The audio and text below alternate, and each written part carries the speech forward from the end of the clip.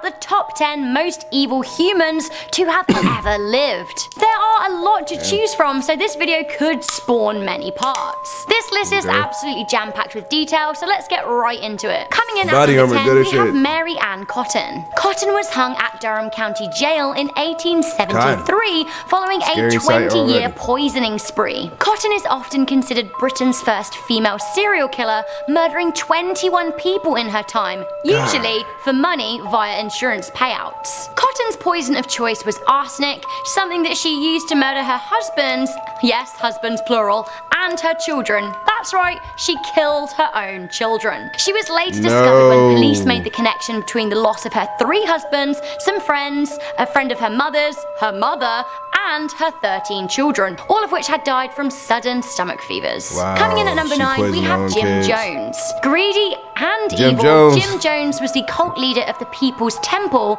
and the orchestrator of the horrific Jonestown Massacre. An American national gym set up the People's Temple out of frustration with being unable to express his Marxist values. In the end, he kind of developed a god complex and started brainwashing people into thinking that he and the People's Temple were the saviors.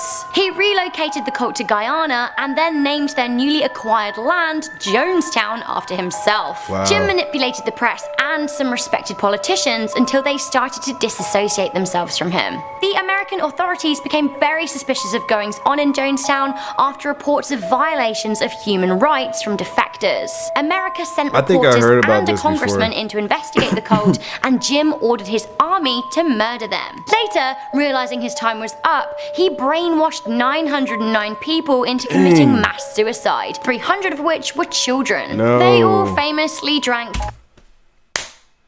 Y'all know how I feel about the people that always involve the children. Like, no. Keep the children out of it. Keep everybody out of it. Like, but still, like, the children, bro, that shit bothers me, man. Flavor aid laced with cyanide. Not the children, Coming in at number 8, we have Ian Brady and Myra Hindley. Ian Brady and Myra Hindley are evil for so many reasons, not least the fact that they're disgusting child killers, and they conducted their Get rid of them.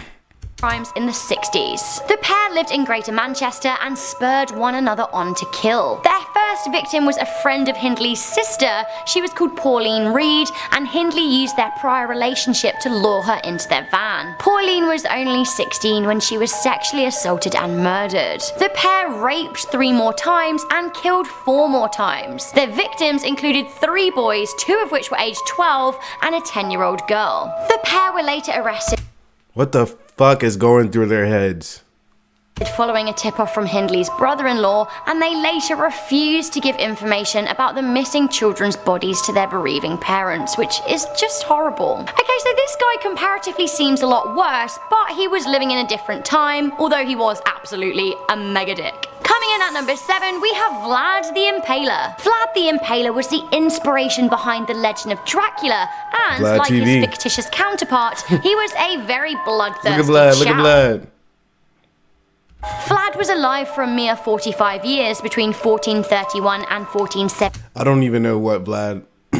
Sorry. I don't even know what Vlad TV looks like. 26, but in that time it is estimated that he could have killed around 1,000 people. Vlad was Prince of Wallachia, a historic region of Romania, and to cut a really long story short, he killed everybody that stood in his way of power or threatened his position. He plundered villages and killed armies. How did he kill them? Well, he's not called Vlad the Impaler by accident. He really liked to impale his victims and then proudly display their corpses. He also impaled animals and nailed turbans to the heads of Turkish messengers. What am I watching? He was known to be cruel and wicked within his lifetime, with news of his evil soul becoming a popular story in German courts. Speaking of Germany, next up at number 6, we have Joseph Goebbels. Some say this top-ranking Nazi in charge of propaganda was actually way worse than Hitler himself. Anybody involved with this man right here? It's fucking crazy. Himself. Deranged, jealous, and erratic, Goebbels was a vicious Jew-hating killer who was a key player in defining the Aryan race and pointing hatred towards Jews. He was also fairly key in the establishment of concentration camps, including Auschwitz. This picture of Joseph Goebbels always haunts me. This is the moment that he found out the photographer was a Jew. At the end of the war, he and his wife murdered their 6 children before committing suicide. Coming in at number 5, we have Ted Bundy. Ted Bundy is one of the most prolific and infamous serial killers of all time. The American, who murdered somewhere between 30 and 100 women, was killed via the electric chair in 1989. Bundy raped most of his victims and kept souvenirs, including body parts and Polaroids of their bodies. When caught, Bundy gave a series of chilling interviews where he described himself as cold-hearted. He also revealed that he would decapitate some of his victims and then have sex with their corpses.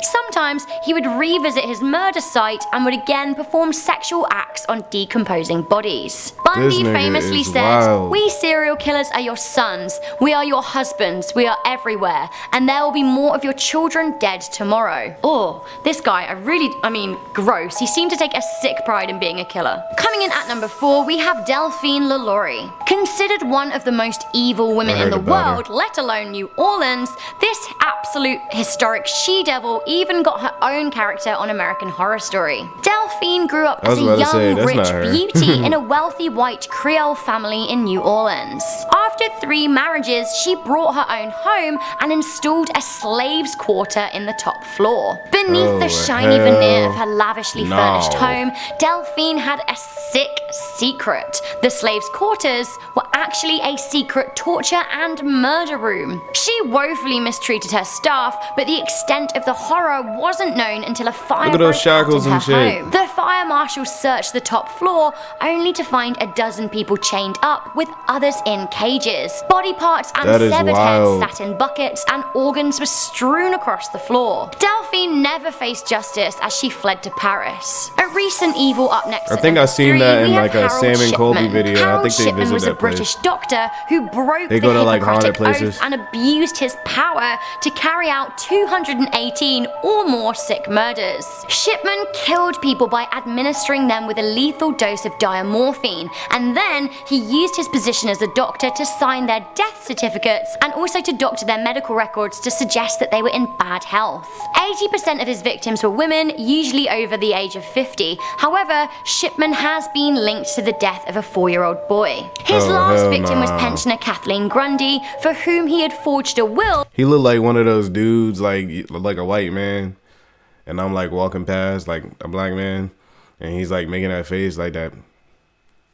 leaving himself in excess of £300,000.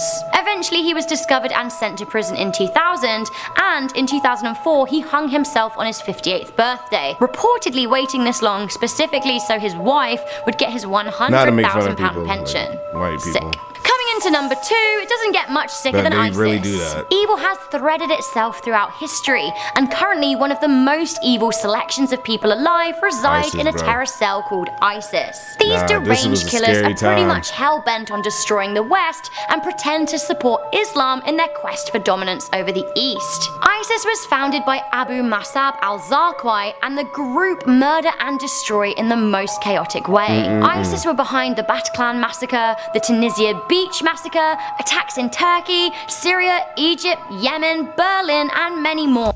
Get rid of them. Not only do they carry out sick murders on innocent people, which they often film and put on the internet, they also indoctrinate young I don't want to smoke. Muslims, radicalizing them and encouraging them to leave their homes and join them in Syria, or whichever underground rat hole they're living in. Finally, at number 1, we have a man who is responsible for the deaths of 45 million people. We have Mao Zedong. Mao Zedong was the founding father of the People's Republic of China, which was achieved in 1949 after a brutal civil war during which the Communist Party overthrew the government. Mao was cruel on so many scales. He tortured and killed army dissenters and peasants accused of hiding food supplies. But the crux of Mao's cruelty came as he defiantly pushed the Great Leap Forward policy, which aimed to change China from a farming society to a society focused on industry. Unfortunately, this radical shift led to food shortages, sparking the Great Chinese Famine, where between 18 and 30 million Chinese people starved to death. It has been documented that Mao knew that this was happening as the rice yield was not big enough to sustain the population. He is reported to have said it was better for half the population to die so that the other half could thrive. Ultimately, his rule saw the collective untimely deaths of up to 45 million people as a result of famine and corrupt practices he used to obtain and maintain power. Well guys, so that was a really long one, but I think that evil cannot be brushed over. Did you guys learn anything from this list? Let me know in the comment section down below. Also, let me know if you would like a part 2. If there's any lesson to take from this list, I would say don't be evil. Be a major babe. Don't be evil, guys. Where are all of these people now? Spoiler, almost all of them are dead.